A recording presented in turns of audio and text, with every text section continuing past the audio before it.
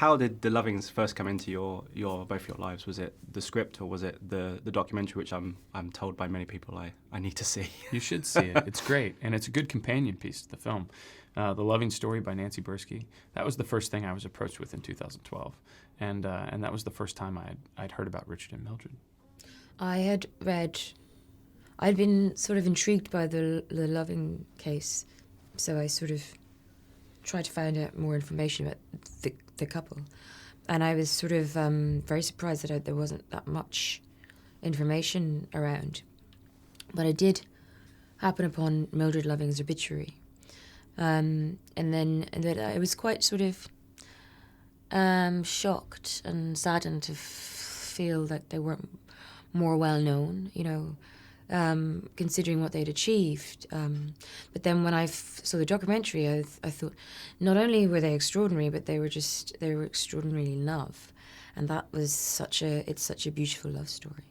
See, that's what struck me the most about the movie. With everything else that goes on, obviously, with the two of them, the love story is so pure and so wonderful. Was that, for you as an actor and for you as a director, that was as important to tell that story as well? Yeah, because I think sometimes you've... I don't know, I just think that it's, watching the documentary footage, you just saw a couple who were really kind to one another. And it just gave me such joy to watch that and pleasure to see this couple so truly connected to one another and really looking out for each other's best interests. And it's that kind of delicate thing. I think that's, to be able to have the opportunity to sort of translate that. I was excited about that. Yeah, I mean, it's rare that you find a story that touches upon so many relevant issues. It talks about racial complexity, equality in all of its forms, but does so without being preachy or without even really being political, because through Richard and Mildred, they just gave us such a human example of love. But in doing so, they also gave us a story of love that attaches to all these other things. It just felt like a great way in, a very human way in, to talk to people about other bigger issues. I just wanted to touch on quickly about Joel, who both of you give fantastic performances in this. What was it for you as a director? What was it about him that made him perfect? And what was it like for you, Ruth, working so closely with him? I mean, I love Joel. We worked on Midnight Special together, and I watched how he very meticulously broke down a Texas accent for that film. And I knew we had enough examples of the real Richard speaking and moving that Joel's the kind of actor that could just really inhabit all of that behavior.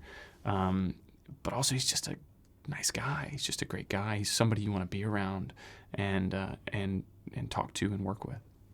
Yeah, I mean, he's extraordinarily kind, extraordinarily supportive, and I think that I definitely could not have portrayed Mildred the way I did without Joel, and we were very much sort of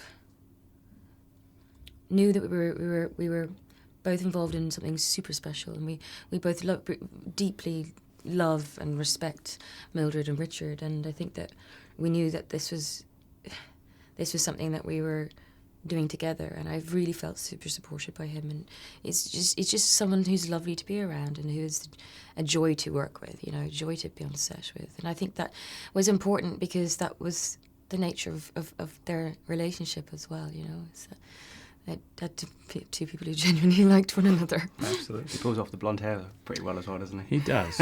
He does. Listen, thank you so much for your time and congratulations on the film. Thank I hope you. you have great success. Thank you so much. Ladies and gentlemen, you're watching Hey You Guys! Hey You Guys, huh? Hey, you guys. Is that from the Goonies? It is indeed, yeah. Nice. Hey,